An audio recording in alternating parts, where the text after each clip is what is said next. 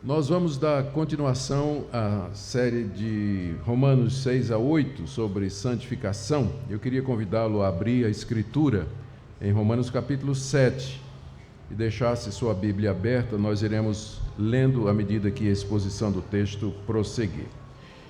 Vamos revisar aquilo que nós vimos ontem para que a gente possa pegar o fio da meada. Nós ontem falamos que o apóstolo Paulo escreveu essa carta com o objetivo de apresentar o evangelho que ele prega à igreja de Roma, que ele pretendia visitar com o objetivo de ser encaminhado para a Espanha, que era um local onde o evangelho ainda não havia chegado. E a estratégia de Paulo era sempre pregar onde Cristo ainda não havia sido anunciado. Então, naquela altura, a Espanha não conhecia o Evangelho e Paulo tinha colocado os seus olhos e o seu coração lá, mas ele precisava de uma igreja que pudesse apoiá-lo. E Roma estava no caminho, bem no caminho.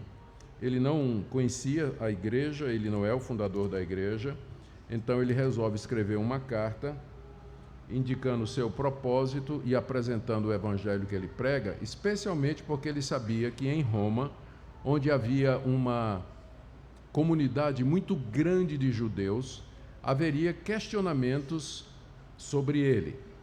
Paulo estava sendo acusado de trair o judaísmo, negar a lei de Deus, de ensinar os judeus a não circuncidarem os seus filhos, ensinar o fim da lei e a destruição do templo. Então havia muita coisa contra Paulo e ele sabia que na hora que chegasse em Roma ele poderia ser questionado a respeito disso. A comunidade lá era muito forte, era tão forte a comunidade de judeus que poucos anos antes de Paulo ter escrito essa carta, o imperador Cláudio passou um edito expulsando os judeus de Roma. E foi por conta disso, inclusive, que Paulo encontrou Priscila e Áquila. Mas o curioso é que tem um historiador, se não me engano é Suetônio, que se refere a esse édito do imperador Cláudio, dizendo que ele expulsou os judeus de Roma por causa da instigação de um tal de Cresto. O pagão não sabe a diferença de Cresto e Cristo, não é? Então, quem sabe esse Cresto aí é Cristo, e o evangelho cresceu tanto em Roma, que os judeus começaram a perseguir os cristãos, veio o desassossego social, o imperador que não entendia nada de religião, pensou que era uma briga de seitas judaicas, e expulsou todo mundo, inclusive os cristãos, de Roma. E o que deu ensejo a Paulo conhecer Priscila e Áquila nas suas viagens missionárias. Isso é só para mostrar o que é que esperava o apóstolo Paulo. Ele, ao chegar em Roma, ele sabia que ia ser questionado. Por isso, quando ele escreve essa carta, expondo os seus planos, ele toca em várias das questões que ele sabe que vão ser faladas. Ele meio que já esvazia com essa carta algumas dessas questões. Por que é que Deus deu a lei? Se a salvação é pela graça, qual o propósito da lei? Se Deus salva todo mundo pela fé, por que Israel? Existe ainda algum lugar para a nação de Israel dentro do plano de Deus? E o que dizer daqueles que vieram antes de Cristo? Como é que eles foram salvos? Então, todas essas questões os judeus levantavam e tinham contra, algumas eram contra, o apóstolo Paulo. Por isso que a carta aos Romanos, ela fala tanto de coisas referentes aos judeus, fala da lei, da circuncisão, fala de Abraão, fala de Davi, fala da nação de Israel, fala do que aconteceu no Antigo Testamento e outras coisas relacionadas com isso. Paulo dividiu sua carta na primeira parte ele fala da perdição de toda a raça humana, da perdição dos judeus, dos gentios e de todos em geral, capítulo de 1 até metade do capítulo 3, Depois ele fala como Deus em Cristo justifica tanto os judeus como os gentios mediante a fé, metade do capítulo 3 até o final do capítulo 5. Depois do capítulo 6 até 8, que é a parte que nós estamos vendo, ele fala de que maneira aqueles que foram justificados devem andar ou podem andar. Capítulo 6, livres do pecado. Capítulo 7, livres da lei. E capítulo 8, no poder do Espírito. E de 9 a 11 ele fala do papel da nação de Israel na história da redenção, que você pode chamar então de escatologia, o que é que ainda resta para Israel dentro do plano de Deus depois da vinda de Jesus Cristo. A partir do capítulo 12 é a parte prática da carta.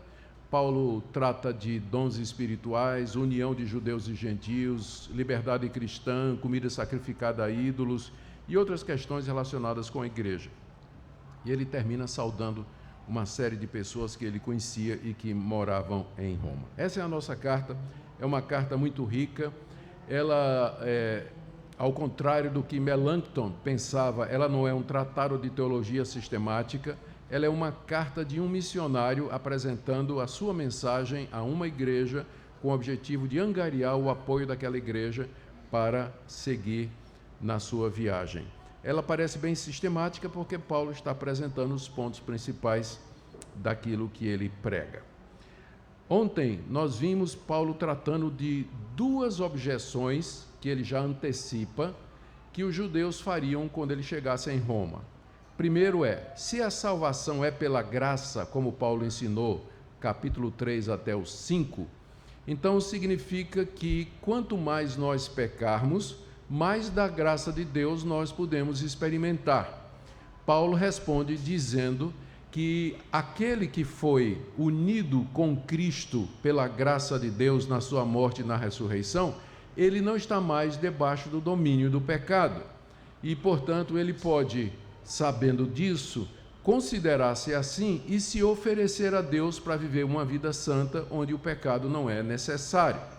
A segunda objeção que nós vimos ontem também é que os judeus então dizem, olha, ele pensa, Paulo está antecipando, você está dizendo que nós somos salvos pela graça e não estamos mais debaixo da lei de Deus. Então, se não estamos mais debaixo da lei de Deus, nós podemos viver em pecado, porque sem lei não há pecado. O que caracteriza o pecado é a quebra da lei. Se você não tem lei, então também não tem pecado. Você está dizendo que a gente é salvo sem a lei. Então quer dizer que a gente pode pecar à vontade? E Paulo responde na parte final do capítulo 6, de maneira nenhuma. Nós já morremos para o pecado. Nós somos livres da condenação do pecado e nós podemos servir a Deus como servos, porque o salário do pecado é a morte, mas o dom gratuito de Deus é a vida eterna em Cristo Jesus, e foi aí que nós paramos ontem, no verso 23. Agora Paulo, no capítulo 7, ele vai responder a duas objeções, a mais duas objeções. A primeira é, Paulo, você está dizendo que a lei é pecado, já que nós não somos salvos pela lei e não estamos mais debaixo da lei, você está dizendo que a lei é pecado? Isso ele vai responder a partir do verso 7. E a outra pergunta, a outra objeção que ele vai responder, está no verso 13, quando as pessoas vão dizer, do jeito que você está falando, Paulo, parece que a lei é ruim. A lei é uma coisa ruim que Deus deu para nós. Então, são mais duas objeções que ele vai falar aqui, nesse capítulo que é considerado talvez o capítulo mais difícil da carta aos Romanos, à exceção do capítulo 9, que fala de predestinação.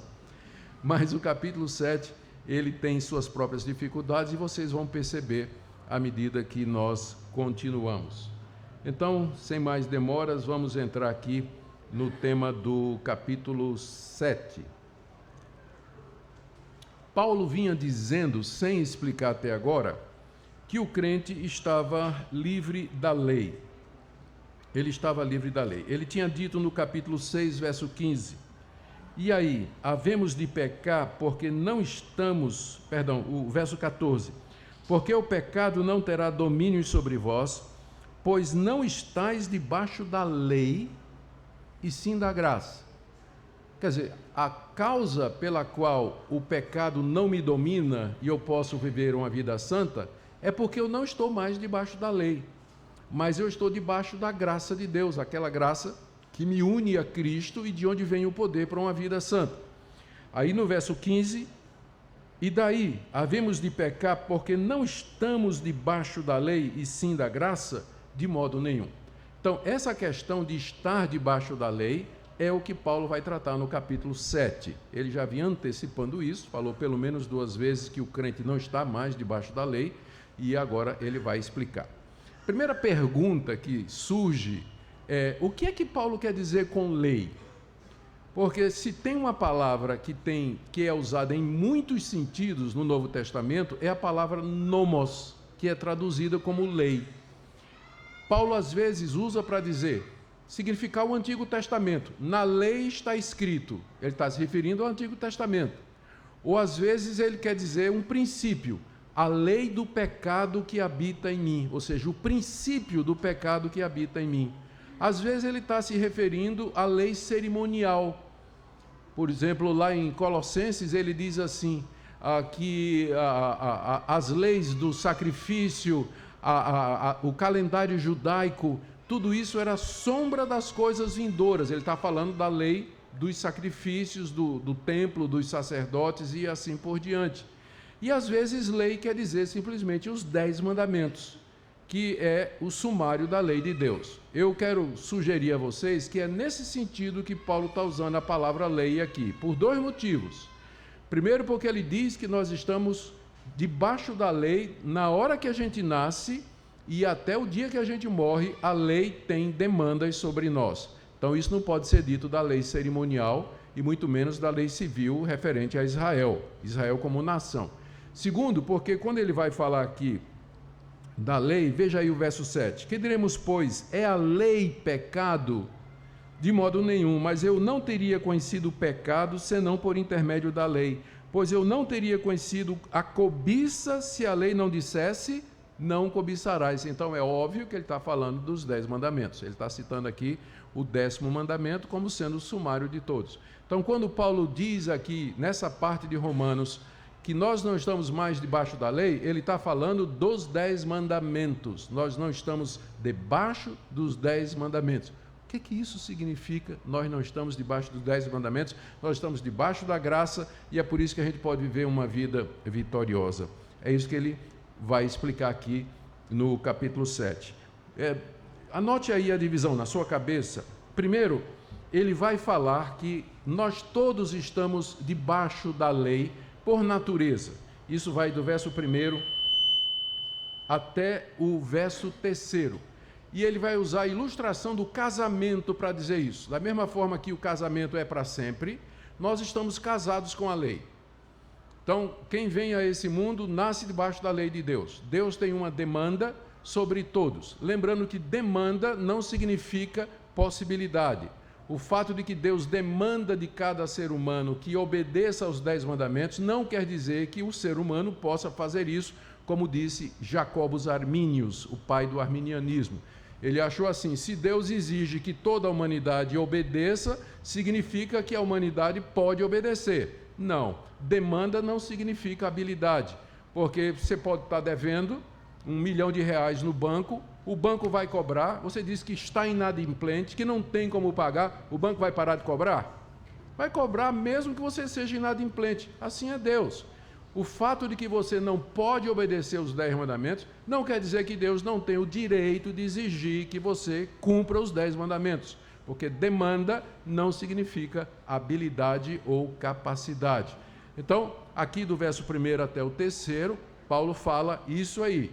Todos nós estamos, por natureza, debaixo da lei de Deus e sujeito às consequências disso, ou seja, morte, condenação, sofrimento eterno, porque ninguém obedece. Estamos debaixo da lei e casados com a lei. Esse é a figura que ele vai usar do verso 1 até o verso 3. Do verso 4 até o verso 5, Paulo fala de que maneira Deus resolveu esse problema, de que nós estamos todos debaixo da sua lei. E ele fala de 2 estilos de vida. Primeiro, o estilo de vida debaixo pelo Espírito, que ele vai expor no capítulo 8, que é o verso 4, ele fala de como nós, pelo Espírito, fomos libertos.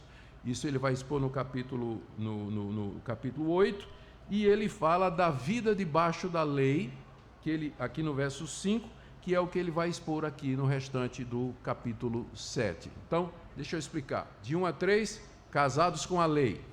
Do verso 4 a 5, 2 modos de existência, debaixo da lei e no Espírito. Do verso 7 até o verso 12, ele fala do propósito da lei. Se ele está dizendo, se ele está falando dessa maneira da lei, então por que Deus deu os 10 mandamentos? Eu não posso cumprir. Sou demandado para fazer uma coisa que eu não consigo. Se eu tento viver debaixo da lei, eu percebo que eu vou morrer, eu vou ser condenado porque eu não consigo obedecer. Então por que Deus deu os 10 mandamentos? Por que ele deu? Paulo responde aí do verso 7 até o verso 12. E aí vem a pergunta, essa última parte aí do verso 13 até o verso 25, e aí é que é o nó do capítulo 7, ele narra a experiência de alguém vivendo debaixo da lei, tentando guardar a lei, sem condições de fazer isso. Né? Todo mundo que lê essa parte aqui se identifica na hora, dizendo, isso aqui sou eu. Eu espero que você não se identifique, porque eu não creio que Paulo esteja sendo autobiográfico aqui. Ele não está descrevendo a experiência cristã normal aqui. Tá? Eu creio que ele está descrevendo outra coisa, que é o que eu vou tentar passar para vocês aqui. Mas vamos lá então, essa é a visão geral do capítulo 7, e vamos começar então com o fato de que nós estamos casados com a lei, que vai do verso 1 até o verso 3. Porventura ignorais, irmãos, lembra da palavrinha? Ignorais, sabeis, que nós falamos ontem, a importância da doutrina. Porventura ignorais, irmãos, pois falo aos que conhecem a lei, que a lei tem domínio sobre o homem toda a sua vida. Ora, a mulher casada está ligada à lei pelo marido enquanto ele vive, mas se o mesmo morrer, desobrigada ficará da lei conjugal. De sorte que será considerada adúltera se, vivendo ainda o marido, unir-se com outro homem. Porém, se morrer o marido, estará livre da lei, e não será adúltera se contrair novas núpcias. Paulo está usando a analogia do casamento para explicar o que ele diz aí no verso 1, que a lei tem domínio sobre o homem toda a sua vida.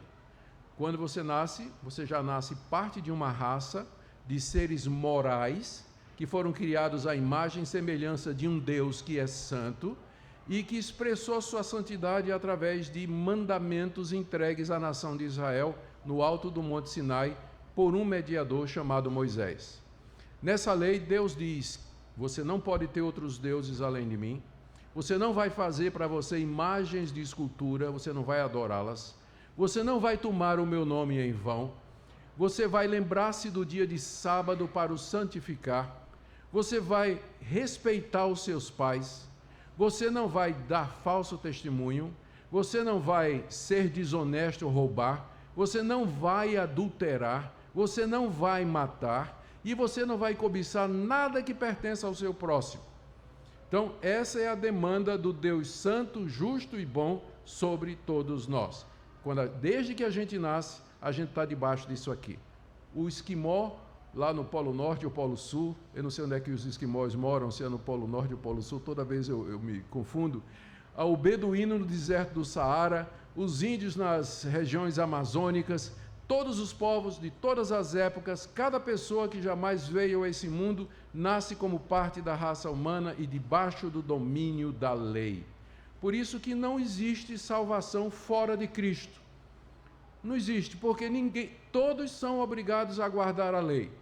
Nenhum consegue fazer isso. E daqui a pouco nós vamos ver por quê. Ninguém consegue guardar a lei. Então, por definição, a raça humana toda está condenada.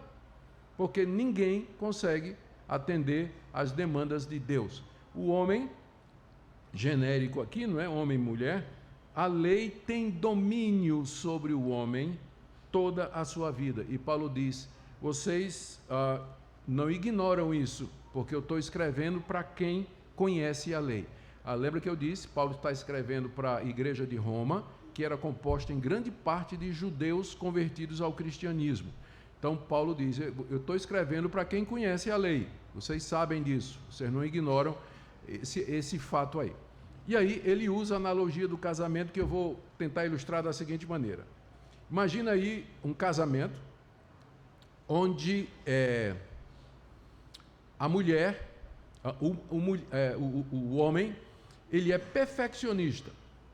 Eu sei que eu vou estar descrevendo o casamento de vários aqui, mas não é de propósito, tá? Então, o homem é perfeccionista. Ele tem um horário para as coisas dele, a roupa dele tem que ser passada e dobrada de uma certa forma, os móveis têm que ser arrumados numa certa posição.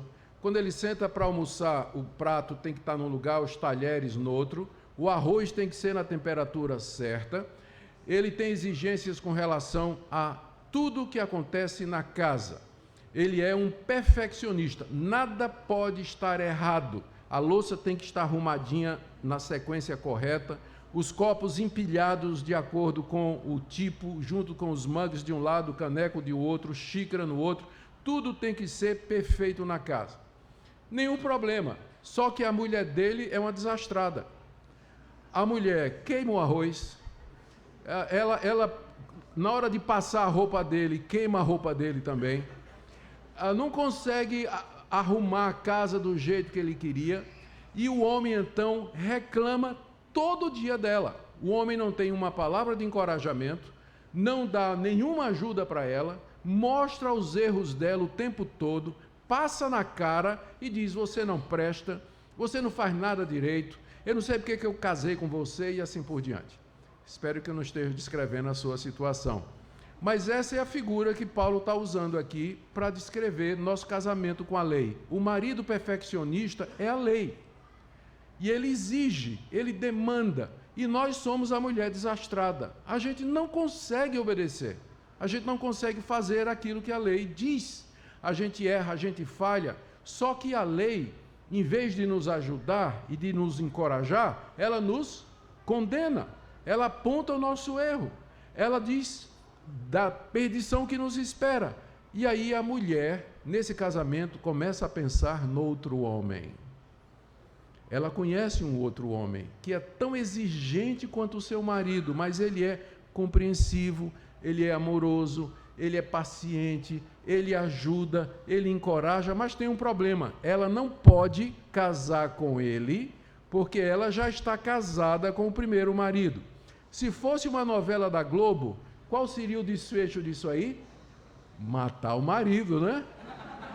Matar o marido, porque uma vez que o marido está morto, ela está livre para poder casar com o outro homem, não é verdade? Pois quem escreveu esse roteiro foi Deus, tá certo? Nós estamos casados com a lei e nós não podemos pertencer a Jesus. Jesus é tão exigente quanto a lei, ou mais: ouvistes que foi dito, não adulterarás. Eu, porém, vos digo: quem olhar para uma mulher com intenção impura, no seu coração já adulterou com ela. Jesus é mais exigente do que a lei, mas ele perdoa, ele compreende, ele sustenta, ele ajuda, ele está disposto a caminhar conosco. Mas eu não posso me unir a Cristo porque eu estou debaixo do domínio da lei. O que é que Deus fez? A resposta de Deus não foi tirar a lei, mas foi de nos matar. Veja como Paulo faz isso aqui, olha. Eu vou ler outra vez, verso 2. A mulher casada está ligada pela lei ao marido enquanto ele vive. Então, tudo parece sugerir que Paulo está caminhando para dizer que o marido vai morrer, não é? A mulher está casada pela lei ao marido enquanto ele vive. Se o mesmo morrer, desobrigada ficará da lei conjugal. Então, ele está levando o leitor a pensar que o caminho de Deus é tirar a lei, não é? Matar o marido. Verso 3, de sorte que será considerada adúltera se, vivendo ainda o marido, unisse com outro homem. O outro homem aqui é Cristo. Porém, se morrer o marido, que é a lei, estará livre da lei e não será adúltera se contrair novas núpcias, que é com Cristo. Aí veja o verso 4. Assim, meus irmãos, também vós morrestes. Quem morre aqui é a mulher. Vós morrestes relativamente à lei por meio do corpo de Cristo para pertencerdes a outro, a saber, aquele que ressuscitou dentre os mortos, a fim de que frutifiquemos para Deus. Esse foi o caminho de Deus, nos tirar daquela relação com a lei pela morte, para que nós pudéssemos casar com um novo homem, um outro homem, Jesus Cristo, nosso Senhor e nosso Salvador. Eu não estou dizendo isso aí para você planejar a morte do seu marido, né? Porque, na verdade, quem morre é a mulher aqui. Mas é para mostrar a sabedoria de Deus, dar uma reviravolta no final, né? Tudo está caminhando para a gente pensar que é o homem que vai morrer, a lei, Deus vai tirar a lei. Não, a lei permanece, a lei de Deus não muda. Foi o próprio Jesus que disse que não vai sair um tio da lei, até que tudo se cumpra. Mas Deus nos tira de debaixo da lei mediante a morte de Jesus. E uma vez que a mulher morreu, as demandas do marido exigente não alcançam mais a mulher, porque ela está morta, ela não tem mais obrigação, o casamento está desfeito, a morte acaba com o casamento, ela está livre, e ela agora pode pertencer a outro, que é a guinada inesperada que Paulo faz na narrativa aqui, descrevendo o caminho de Deus para nos livrar de debaixo da lei, da condenação da lei. Então veja só, no verso 4, ele descreve esse modo de existência em que nós estamos unidos à lei, e unidos a Cristo e mortos para a lei. E dessa forma, veja o final do verso 4, nós frutificamos para Deus. Nós podemos agora dar fruto para Deus, fazer o que é correto, praticar as boas obras, amar o nosso próximo, andar nos caminhos de Deus, enfim, tudo aquilo que a Bíblia requer como obras de obediência. Que coisa maravilhosa, não é? É o mesmo princípio que nós vimos ontem em Romanos 6. Deus também não tirou o pecado de nós, mas Ele nos matou com relação ao pecado. Nós morremos unidos a Cristo para o pecado, de maneira que agora nós podemos viver para Deus. Então, essa consciência de que em Cristo você morreu para o pecado e para a lei, ela está na base de uma vida cristã vitoriosa, de uma vida cristã onde o pecado não é obrigado, onde você vive uma plenitude de santidade e cheio do Espírito Santo para louvar a Deus. Não é baseado no seu esforço, no seu merecimento, na sua capacidade de jejuar, na sua capacidade de obedecer, de cumprir propósito ou qualquer outra promessa que você tenha feito a Deus. Não, está baseada na sua união com Cristo. E é dessa união com Cristo que provém todas as virtudes e todo o poder que nós precisamos para viver a vida cristã. Em Cristo estamos mortos para o pecado, em Cristo estamos mortos para a lei. E agora nós podemos viver para Deus unidos com o marido que é Jesus Cristo. E agora no verso 5, no verso 4, Paulo deu a resolução do problema, não é?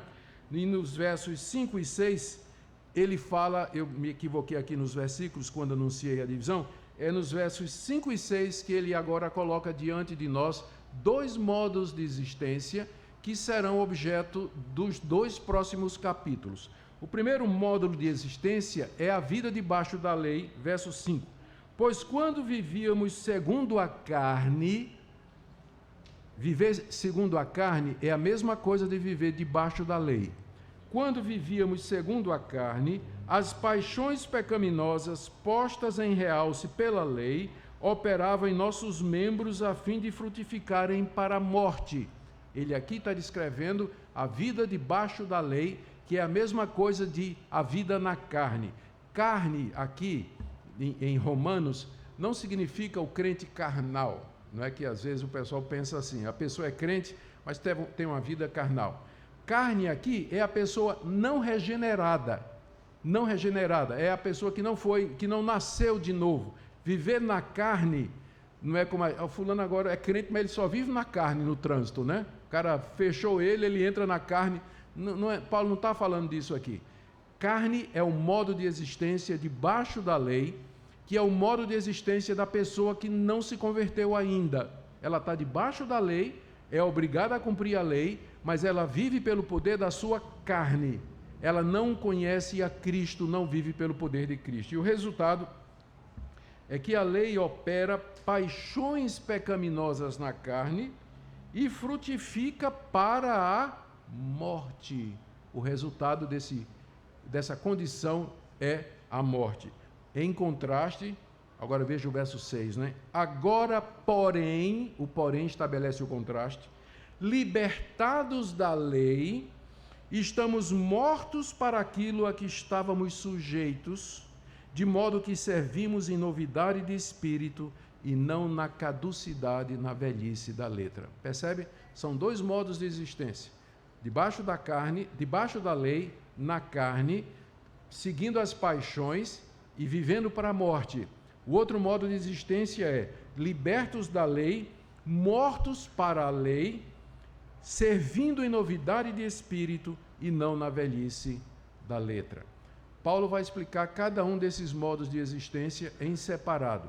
O restante do capítulo 7 é a explicação da vida debaixo da lei, na carne, operando a morte. Capítulo 8, vida no espírito, libertos da lei, frutificando para Deus. É o que nós vamos ver hoje à noite. Mas vamos começar aqui agora com a explicação mais ampla que o apóstolo Paulo vai dar sobre a vida na carne, debaixo da lei, onde a gente segue as paixões e o resultado é a morte. Ele responde, do verso 7 ao verso 12, em sequência, a seguinte objeção: que diremos, pois, é a lei pecado? Porque alguém pode chegar a essa conclusão, que Paulo está dizendo que uma vez que a lei é quem produz pecado, porque sem pecado não tem, sem lei não tem pecado, eu posso então dizer a conclusão, chegar à conclusão de que a lei, o problema é a lei, que ela em si é pecaminosa, que ela está errada, que ela tem um propósito maligno? Olha a resposta de Paulo no verso 7. É a lei pecado? De modo nenhum. É a terceira vez que ele usa essa expressão megenoito no grego. São duas negativas, não é? Que não aconteça. Mas aí ele passa a dizer do verso 7 até o verso 12, porque é que a lei foi dada. Vamos ler? De modo nenhum, mas eu não teria conhecido o pecado senão por intermédio da lei. Pois não teria eu conhecido a cobiça se a lei não dissera não cobiçarás. Mas o pecado, tomando a ocasião pelo mandamento, despertou em mim toda sorte de concupiscência, porque sem lei está morto o pecado. Outrora sem lei eu vivia, mas sobrevindo o preceito, reviveu o pecado e eu morri. E o mandamento que me fora para a vida, verifiquei que esse mesmo se me tornou para a morte. Porque o pecado, prevalecendo-se do mandamento, pelo mesmo mandamento me enganou e me matou. Por conseguinte, a lei é santa e o mandamento santo e justo e bom. Paulo aqui, então, explica que a lei não é pecado, dizendo para que é que a lei foi dada. E eu queria ver com vocês aqui. A primeira coisa que eu queria que vocês observassem é a mudança na orientação do discurso. Porque até agora Paulo está falando na terceira pessoa, né? Ele, você, ou segunda, você, ou então ele, mas aqui ele começa a falar na primeira pessoa do singular. É a primeira vez na carta aos Romanos onde ele começa a falar eu. Tem mais de 20 referências aqui ao eu ou algum verbo começando, ou algum verbo na primeira pessoa do singular. Eu. Então a pergunta primeira que a gente tem que fazer é: quem é esse eu que Paulo se refere aí? A resposta mais simples, mais óbvia, é que você vai dizer assim: Paulo está falando dele, não é isso que eu significa? Né? Então Paulo está sendo biográfico aqui, ele está falando da experiência dele. E aí você lê essa experiência aqui, não é? Que eu conheci o pecado pela lei, o pecado, a lei despertou o pecado em mim, o mandamento que era para a vida, verifiquei para a morte. Aí você diz: aqui, sou eu, essa é a minha experiência. Esse é o problema da gente ir para a Bíblia com a experiência da gente, não é? A gente não deve usar as experiências nossas para entender a Bíblia, mas usar a Bíblia para entender as nossas experiências. Há várias razões pelas quais o apóstolo Paulo não está falando dele aqui. Veja comigo algumas dessas razões. Primeira, ele diz aqui no verso 8, o pecado, ele diz no verso 9, outrora sem a lei eu vivia, mas sobrevindo o preceito, reviveu o pecado e eu morri. Paulo nunca viveu sem lei, ele nasceu fariseu, ele nasceu da tribo de Benjamim, ele sempre foi judeu. Então, em que tempo foi esse em que ele vivia sem lei? E que a lei veio e aí o pecado reviveu na vida dele? Então, isso não bate com a vida, não bate aqui com o que a gente sabe a respeito da vida do apóstolo Paulo. E tem outros argumentos que eu vou usar em seguida. Então, uma outra opção provável, e é a que eu acho que melhor explica isso aqui, é que Paulo não está sendo autobiográfico, mas ele está usando o que a gente chama de um eu retórico. Por exemplo, eu vou explicar para vocês aqui como é que funciona uma motocicleta, tá? Como é que funciona a motocicleta? Eu sei porque eu gosto de motocicleta, e tem vários aqui que gostam também, a turminha boa aqui. Eu começo dizendo assim, imagine que eu comprasse uma motocicleta, imagine que eu tinha uma Harley Davidson, imagine que aquela moto era muito pesada para mim, eu sentei na moto, isso nunca aconteceu comigo, eu não estou falando de mim, eu estou usando o eu retórico para trazer você para a narrativa, você se identifica mais, ela fica mais íntima, não é? Eu descrevendo as coisas como se eu estivesse fazendo. O leitor se chega, ele se identifica ali. E eu creio que Paulo aqui, quando o eu aqui, não é Paulo convertido, não é Paulo convertido falando, mas ele está falando como se fosse um judeu não convertido debaixo da lei. E alguns acham, inclusive, que ele está se referindo à nação de Israel, os judeus lá no deserto, quando receberam a lei. Veja como isso encaixa. Eu não teria conhecido o pecado senão por intermédio da lei. Israel, lá no Monte Sinai, passado 400 anos no Egito, não sabia da lei de Deus, não tinha conhecimento da lei de Deus, é levado até o Monte Sinai, lá Deus dá a lei, e aí o israelita diz, então cobiçar é pecado. Eu não teria conhecido o pecado senão pela lei. Na hora que Israel recebe a lei, tem consciência de pecado. Aí ele diz no verso 8, o pecado tomando ocasião pelo mandamento, despertou em mim toda sorte de concupiscência, porque esse é o efeito que o pecado tem. Eu já gosto de contar aquela história do cidadão que tinha um prédio muito bonito, todo de vidro. Era um hotel, era um prédio de escritórios, né? Era todo bonito, era conhecido como prédio de vidro. Um dia ele demitiu lá o administrador e contratou um cara cheio de ideia nova. E aí esse cara chegou para o patrão e disse assim, patrão, o senhor prestou atenção? O prédio todo é de vidro. E fica bem aqui nessa avenida. Já pensou na possibilidade de alguém passar, pegar um tijolo e jogar aqui no prédio de vidro, sabendo que isso aqui é de vidro? Então, o senhor deixa eu fazer uma tabuleta, é proibido jogar pedra no vidro? Aí o patrão disse, tudo bem. Aí o cara botou lá uma placa desse tamanho, é proibido jogar pedra no vidro. Imagina o que aconteceu no dia seguinte, que nunca tinha acontecido antes da placa estar ali. A lei desperta o pecado. A lei caracteriza o pecado, ela dá vontade de pecar, né? Ela dá vontade de pecar. É isso que ele diz aqui, ó. O pecado, tomando ocasião pelo mandamento, despertou em mim toda sorte de concupiscência. Veja o verso 9. Outrora sem a lei eu vivia. Israel no Egito, ele não tinha recebido a lei, mas agora no Monte Sinai, ele agora recebe a lei. Outrora sem lei eu vivia, mas sobrevindo o preceito, reviveu o pecado e eu morri. Aquela lei maravilhosa que Israel recebeu no Monte Sinai, os 10 mandamentos, ele achou que era uma coisa maravilhosa, mas começou a sentir os efeitos, como ele diz em seguida. O mandamento, verso 10, e o mandamento que me fora para a vida, porque foi isso que foi dito a Israel, ande nos mandamentos e você vai viver. E a nação de Israel disse, beleza, vamos cumprir, faremos. Lembra que Moisés disse, essa é a lei de Deus, vocês aceitam? Aceitamos, tudo que Deus disser faremos. A nação de Israel disse isso lá no pé do Monte Sinai. O que é que aconteceu na mesma ocasião? Fizeram um bezerro de ouro. Já começaram quebrando os 3 primeiros mandamentos.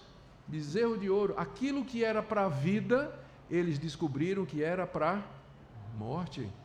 A lei provocava isso, despertava esse tipo de coisa. Verso 10, o mandamento que me fora para a vida, verifiquei que o mesmo se me tornou para a morte. 40 anos no deserto, quebrando todos os mandamentos de Deus, vez após vez. Tentaram a Deus, murmuraram, praticaram idolatria, praticaram imoralidade, questionaram a Deus, foram incrédulos, a ponto de Deus dizer, vocês não vão entrar na terra prometida. A lei faz isso. Viver debaixo da lei produz isso. Então, aqui está a explicação que Paulo está dando para os judeus. Por que a lei foi dada? A lei foi dada para caracterizar que vocês são pecadores. A lei foi dada para mostrar a natureza carnal que habita em cada um de vocês. A lei foi dada para mostrar que vocês não podem satisfazer a Deus por vocês mesmos, por mais que vocês tentem. E a partir do verso 13 até o verso 25, Paulo descreve a agonia do judeu debaixo da lei, querendo agradar a Deus pelo seu próprio esforço. Deixe-me fazer algumas observações aqui. Ele ainda está falando, essa segunda parte, ela parece ainda mais com a nossa experiência. Eu não estou negando que existe uma luta no crente.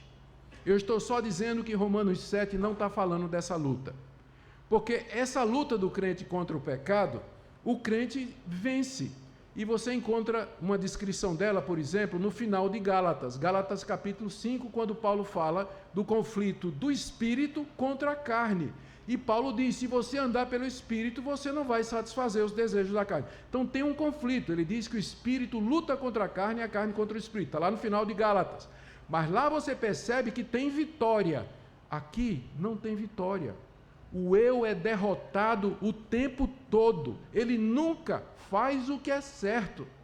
Além do mais, nós acabamos de ver no capítulo 6 que Paulo falou de uma vida de vitória, que nós não somos mais escravos do pecado, que nós podemos viver de maneira a agradar a Deus. A experiência que Paulo narra aqui no capítulo 7 do eu é de alguém constantemente derrotado, que usa termos que contradizem o que Paulo fala no capítulo 6, se Paulo está descrevendo a experiência dele como cristão. Eu sei que a tentação é muito grande. Você chega aqui, olha para esse capítulo, e aí você diz, é eu. Quer ver? Vamos ler? Você diz, sou eu isso aí, ó. Verso 13. Acaso o bom se me tornou em morte? De modo nenhum. Pelo contrário, o pecado, para revelar-se como pecado por meio de uma coisa boa, causou-me a morte, a fim de que pelo mandamento se mostrasse sobremaneira maligno. Porque bem sabemos que a lei é espiritual. Eu, todavia, sou carnal, vendido à escravidão do pecado, pois nem mesmo compreendo o meu próprio modo de agir, pois não faço o que prefiro e sim o que detesto. Ora, se eu faço o que não quero, consinto com a lei que é boa. Nesse caso, quem faz isso já não sou eu, mas o pecado que habita em mim. Porque eu sei que em mim, isso é, na minha carne, não habita bem nenhum, pois querer o bem está em mim, não porém efetuá-lo. Porque não faço o bem que prefiro, mas o mal que não quero, esse faço. Mas se eu faço o que não quero, já não sou eu quem faz, e sim o pecado que habita em mim. Então, ao querer fazer o bem, encontro a lei, de que o mal reside em mim. Porque no tocante ao homem interior, tenho prazer na lei de Deus, mas vejo nos meus membros outra lei que, guerreando contra a lei da minha mente, me faz prisioneiro da lei do pecado que está nos meus membros. Desventurado homem que sou, quem me livrará do corpo dessa morte? Graças a Deus por Jesus Cristo nosso Senhor. De maneira que eu de mim mesmo com a mente sou escravo da lei de Deus, mas segundo a carne da lei do pecado. Pastor, para aí, isso aqui sou eu. Isso aqui sou eu. Isso aqui está descrevendo a experiência do crente. O crente ama Deus, conhece a vontade de Deus, quer fazer a vontade de Deus, mas ele nunca faz. Ele vive escravo do pecado. Irmão, tem certeza disso? É o que você está dizendo aqui. O eu, você percebeu, ele nunca faz o que é certo. O eu aqui nunca faz o que é certo. Nunca faz o que é certo. Como entender isso aqui? Então, é isso que eu estou propondo para vocês. Essa minha posição não é minha. Você vai encontrar gente reformada muito boa, como Herman Ridderboss, Martin Lloyd Jones e vários outros reformados que seguem essa posição aqui, mas ela é a posição minoritária. A posição majoritária que você vai pegar inclusive dos reformadores, Calvino, Lutero, eles vão dizer que isso aqui é a experiência do crente. Mas eu gosto muito de Calvino, sempre que falo dele eu tiro o chapéu, mas ele não era infalível de acordo com a Confissão de Fé de Westminster, não é? Os concílios são todos passíveis de errar. Mas eu entendo que uma leitura exegética do texto nos obriga a chegar à conclusão que se isso aqui é a experiência cristã normal, nós estamos em contradição com o capítulo 6 e com o capítulo 8. Paulo tem que estar descrevendo aqui alguma outra coisa. E eu creio que ele está descrevendo aqui o judeu piedoso que ama a lei de Deus. Você diz, é possível isso? É, aqui mesmo, capítulo 2, eu deixei até marcado. Abra aí, capítulo 2 de Romanos. Porque você vai dizer assim, pastor, mas está dizendo aqui que tem prazer na lei de Deus. Mas o judeu também tinha. Olha aqui, Romanos capítulo 2, verso 17. Se, porém, tu que tens por sobrenome judeu, repousas na lei, te glorias em Deus, conheces a sua vontade, aprovas as coisas excelentes, sendo instruído na lei, estás persuadido de que és guia dos cegos, luz dos que se encontram em trevas, instrutor de ignorantes, mestre de crianças, tendo na lei a forma da sabedoria e da verdade. Olha, era essa a atitude do judeu para com a lei. Amava a lei, sabia que era verdade, tinha prazer na lei, ensinava a lei. Então, é de um judeu piedoso querendo fazer a vontade de Deus que nós estamos falando aqui. Só que, vamos tomar por exemplo o apóstolo Paulo. Quando você lê as cartas do apóstolo Paulo, em nenhuma delas você vai encontrar Paulo dizendo que na época, antes dele se converter, ele tinha alguma crise de consciência, de que ele estava fazendo alguma coisa errada, não é verdade? Ele sempre vai dizer que tinha certeza de que estava fazendo a vontade de Deus, que estava fazendo um favor a Deus quando perseguia os cristãos. Ele sempre teve uma consciência limpa diante de Deus. Ele era um fariseu satisfeito. Como é que é isso aqui? Essa descrição de Paulo não bate com o que ele está descrevendo no capítulo 7. O que a gente diz é que essa descrição aqui, que eu acabei de ler, é de um judeu debaixo da lei, que olha para a sua situação da perspectiva cristã. Deixa eu explicar isso aqui. Antes de eu me converter, eu vivi uma vida em pecado. Eu disse que a gente tem que se referir isso aí com vergonha. Mas eu vivi uma vida de pecado.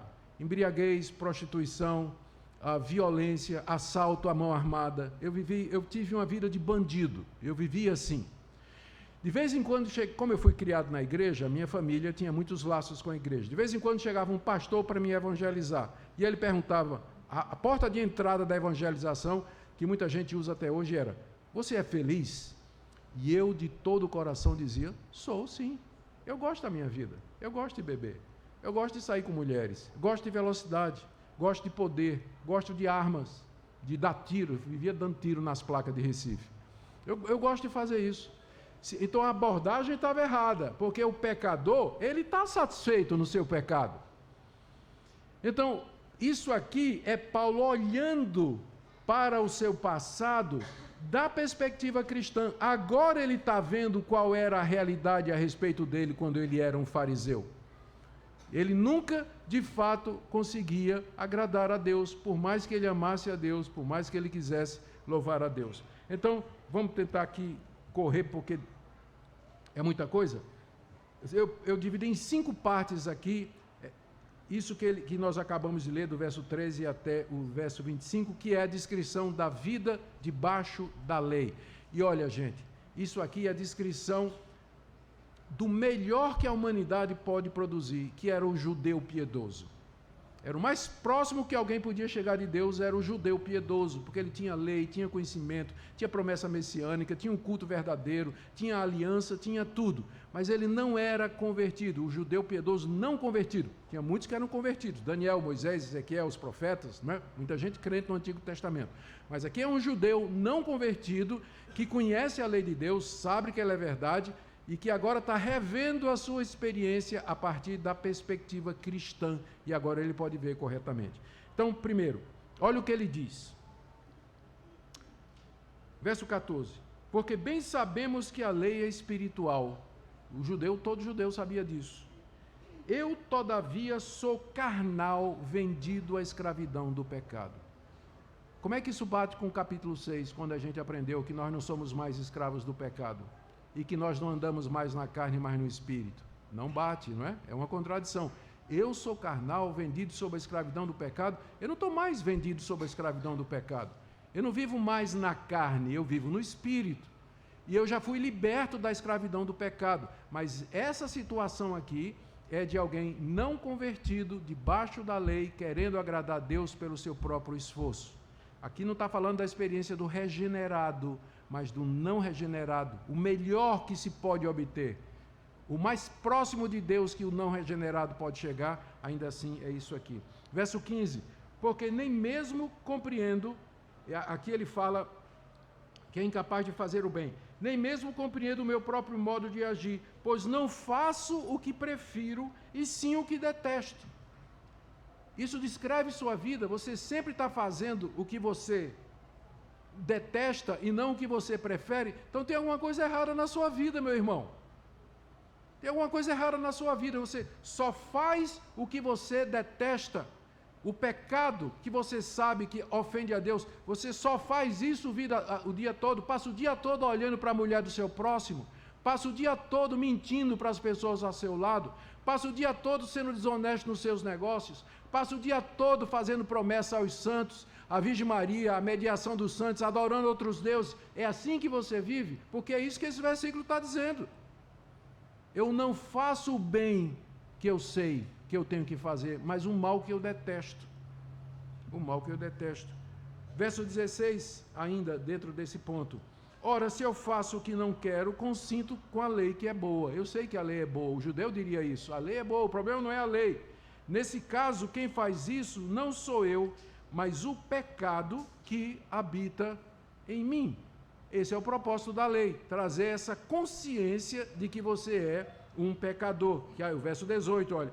Porque eu sei que em mim, isso é, na minha carne, não habita bem nenhum. Para isso que a lei foi dada, para que você chegue a essa conclusão, que em você, na sua carne, não habita bem nenhum. E aí, me fale aqui em livre-arbítrio, né? Me fale aqui em o homem ser capaz de, por ele mesmo, decidir as coisas de Deus. Ele não faz o bem, né? Ele sabe que tem que crer em Cristo, mas ele não consegue. Ele sabe que o caminho de Deus é o arrependimento e a fé em Cristo Jesus, mas ele não consegue. Esse aqui, capítulo 7 de Romanos, é uma das melhores passagens para a gente provar a doutrina reformada da depravação total do homem. Ele sabe que a lei é boa, nele não habita bem nenhum. Ele não consegue fazer. Eu quero, olha, verso 18, querer o bem está em mim, não porém o efetuá-lo. Livre-arbítrio? Querer o bem está em mim, mas eu não sou livre para efetuar esse bem. É um arbítrio escravo, como disse Lutero. Nossa vontade presa ao pecado, incapaz por ela mesma de fazer o bem. Verso 19, pois não faço o bem que prefiro, mas o mal que não quero, esse faço. A vontade presa ao pecado, inclinada ao mal, e a lei mostrando isso e condenando cada ato, cada decisão e cada escolha. Verso 20, mas se eu faço o que não quero, já não sou eu quem faz, e sim o pecado que habita em mim. Aqui ele está fazendo uma distinção, né, entre a consciência dele, que ele sabe o que é certo, ele tem conhecimento da lei de Deus, e a vontade escrava dele, a vontade que não segue o que a mente diz, ele não consegue simplesmente fazer o que é certo. Então, ao querer fazer o bem, verso 21, encontro a lei de que o mal reside em mim. Porque no tocante ao homem interior tem o prazer na lei de Deus. Já vimos no capítulo 2 que era isso que o judeu tinha. O judeu tinha prazer na lei de Deus. Ele sabia, se gloriava na lei, falava sentia-se um povo diferente, era o povo eleito, filhos de Abraão. Ele se gloriava na lei, tinha prazer na lei de Deus. Mas uma coisa é você intelectualmente saber dessas coisas e outra é fazer. Verso 23. No verso 22 tenho prazer na lei de Deus, mas no verso 23, vejo nos meus membros outra lei, que guerreando contra a lei da minha mente, me faz prisioneiro da lei do pecado que está nos meus membros. Isso não bate com o capítulo 6. No capítulo 6, Paulo diz, nós morremos para o pecado, nós morremos para a lei, nós somos livres para servir a Deus, mas aqui o eu de Romanos 7 está dizendo, eu sou escravo, eu sou carnal, eu não consigo fazer o bem, eu sei que tenho que fazer, mas eu não consigo, eu só faço aquilo que eu não quero, eu só faço aquilo que eu sei que é errado. Espero que essa não seja a sua experiência, porque se for, tem alguma coisa errada com a sua vida, muito errada com a sua vida. Aí, ele grita no verso 24: desventurado, miserável homem que sou, quem me livrará do corpo dessa morte? Está aqui o propósito pelo qual a lei foi dada, para levar o homem a dar esse grito aqui. Só quando você dá esse grito aqui, é que você está pronto para se converter. Porque sem isso aqui, sem você dar esse grito, você não está pronto para entender o Evangelho. Por que foi preciso Jesus Cristo morrer por você? Por que foi preciso Deus mandar o Espírito Santo? Por que foi preciso que ele sofresse ali?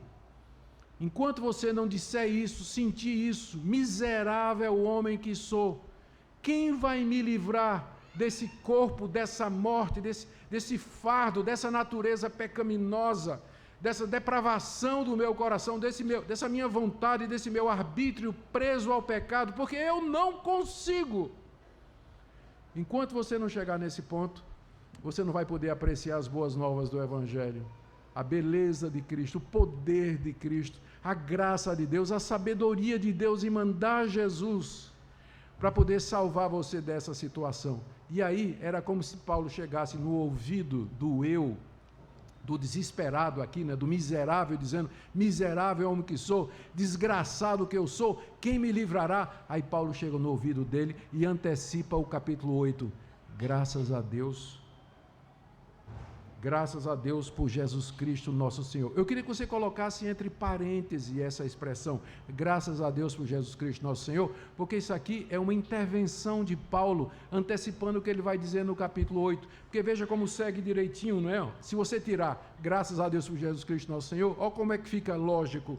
Verso 24, desventurado homem que sou, quem me livrará do corpo dessa morte? De maneira que eu de mim mesmo com a mente sou escravo da lei de Deus, mas segundo a carne da lei do pecado. Esse graças a Deus por Jesus Cristo nosso Senhor, é Paulo dizendo, mas tem esperança para você. E aí, veja como começa o capítulo 8. Agora, pois, já nenhuma condenação há para os que estão em Cristo Jesus. Que condenação é essa? Essa que ele acabou de descrever no capítulo 7. Agora, pois, nenhuma condenação há para os que estão em Cristo Jesus, porque a lei do Espírito da vida em Cristo Jesus te livrou da lei do pecado e da morte. O que é a lei do pecado e da morte? Isso que ele acabou de descrever, esse ciclo em que a lei mata você, mostrando o seu pecado e condenando você. Como é que eu sou livre disso? Miserável homem que sou. Resposta: a lei do Espírito da vida em Cristo Jesus, que nós veremos hoje à noite, se Deus permitir. Como a vida, viver no Espírito, esse é o caminho de Deus. Então, queridos, eu quero terminar dizendo algumas coisas aqui. Primeiro, eu não estou negando que há um conflito no coração do crente. Existe um conflito. Mas nesse conflito ele sai vitorioso. Ele cai algumas vezes, o pneu furado, lembra? Ele cai algumas vezes, mas a vida dele é uma vida de vitória. Ele é tentado constantemente, mas ser tentado não é a mesma coisa de pecado, não é a mesma coisa. Pelo poder da união dele com Cristo, no Espírito Santo, ele pode dizer não ao pecado e resistir às tentações no correr do dia, a ponto de chegar no fim do dia e dizer a Deus: Senhor, graças te dou, foi um dia difícil, de muita luta, mas pela tua misericórdia eu não tenho consciência de ter ofendido ou quebrado a tua lei em nenhum momento, porque pela tua graça tu me sustentaste e me guiaste. Não é perfeccionismo, mas é uma possibilidade de vida superior, de vida de vitória sobre o pecado. Não estou negando o conflito, estou só dizendo que Romanos 7 não parece ser a respeito do conflito cristão, mas a descrição do que, por que a lei foi dada. Ela foi dada para produzir esse grito em nós, para que nós pudéssemos então correr ao Senhor Jesus. A segunda coisa que eu queria dizer, concluindo, é que mesmo que, na minha opinião, Paulo não esteja descrevendo a experiência do cristão, de alguém regenerado, quando cristãos que não sabem do Evangelho, que conhecem só o básico do Evangelho, eles tentam se santificar pela própria força e pela sua própria determinação, ele vai sentir isso aqui. Se você, como cristão, tentar agradar a Deus, se santificar, viver uma vida agradável a Deus, na sua própria força, você vai sentir isso aqui. Você vai dizer, mas eu não consigo, e não consegue mesmo não. Né? A melhor época para você lembrar isso para os crentes é em fevereiro de cada ano novo, porque geralmente em janeiro eles fazem propósitos, né? Esse ano vou ler minha Bíblia todo dia. Então, fevereiro, meu sermão clássico é dizer, a prova da sua pecaminosidade é que você quebrou seu voto, você não leu sua Bíblia todo dia, você não orou todo dia, você não fez coisas que você prometeu. Boas resoluções, boas intenções, propósitos, votos, nada disso vai livrar você do domínio do pecado, mas a união com Cristo que nos livra do domínio do pecado e do domínio da lei. Cristãos que tentam agradar a Deus no seu próprio esforço, eles vão sentir alguma coisa parecida com isso aqui. Outra coisa aqui que eu estou dizendo, é importante você lembrar. Eu não estou negando o valor da lei. Eu falei em sermos livres da lei, que é o que Paulo diz aqui. E eu disse que viver debaixo da lei produz esse tipo de efeito aqui. Mas em nenhum momento eu disse que Deus tirou a lei. Eu sempre disse que Deus nos tirou de debaixo dela. Na Reforma Protestante, uma das diferenças entre Lutero e Calvino foi que Lutero fez uma antítese muito grande entre lei e graça. Calvino já entendia que a lei continuava a servir para o crente, mas na função de pedagogo, para responder àquela pergunta: o que é que eu faço para agradar a Deus? E a resposta é a lei. Você siga a Deus. A ponto de dizer assim, a lei me leva a Cristo para a justificação, porque ela faz com que eu grite, não é? A lei me leva a dar esse grito. A lei me leva a Cristo para a justificação, e Cristo me manda de volta para a lei, para a santificação. Porque eu chego a Cristo e digo assim, o Senhor é o meu Salvador. O Senhor morreu por mim, pagou minha culpa, cumpriu toda a lei no meu lugar. O que é que eu faço para agradar o Senhor? Cristo se volta para mim e diz assim, não terás outros deuses diante de mim, não farás para ti imagem de escultura, não tomarás meu nome em vão, não adulterarás, honra teu pai e tua mãe, não cobiçarás, e assim por diante. Então, a lei continua funcionando para o cristão como caminho de gratidão. Isso está no catecismo, está na Confissão Belga e no catecismo de Heidelberg, que a lei é a norma de gratidão. Como é que eu agradeço a Deus por ter me salvado? Obedeça a lei dele. Não para a salvação, porque você já foi salvo, pela graça. Não para isso, mas para agradar a Deus, para fazer a vontade dele. E dessa forma o ciclo está completo. E a última coisa que eu queria dizer, que eu já falei, vou repetir. Eu não conheço um capítulo do Novo Testamento que mais claramente ilustre a doutrina da depravação total do que Romanos capítulo 7. Que mostra com clareza que a natureza humana corrompida, manchada pelo pecado, ela nunca pode agradar a Deus. Eu não conheço um capítulo melhor para falar a respeito do arbítrio e dizer que o arbítrio não é livre. Olha aqui, a pessoa sabe o que faz, mas ela não faz nenhuma vez. Por que não é livre? Por que não faz? Porque não é. O pecado escravizou o nosso arbítrio e nossa vontade. Mas eu termino aqui com aquele sussurro de Paulo no ouvido do miserável. Graças a Deus por Jesus Cristo, nosso Senhor. Amém? Vamos ficar em pé e vamos orar, terminando.